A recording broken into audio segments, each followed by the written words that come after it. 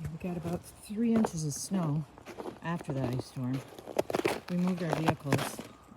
That's a good thing because that right there on the ground fell right where Dad's truck was parked before.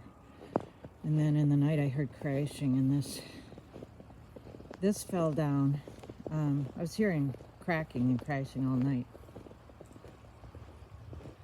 A lot of trees and branches fell in the woods.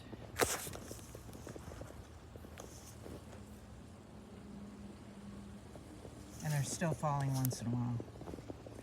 We also got a few limbs down off the old choke cherry tree. Kind of sad.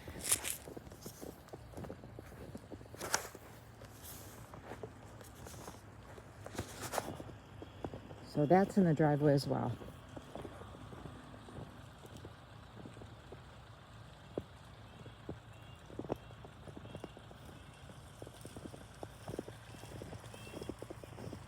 And that's fortunate that that's about all on this side of the...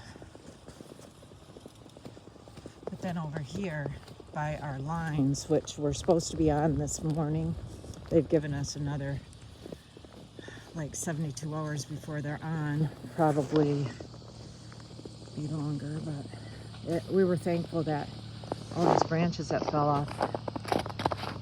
fell down off of this basswood didn't fall on the line.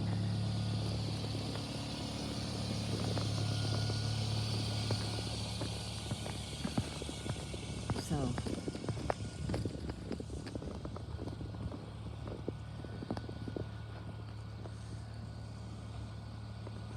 we also had a small tree fall close, or branch fall close to the house, but that didn't hurt anything.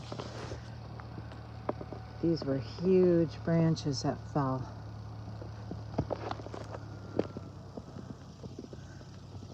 There's our line still intact, I believe.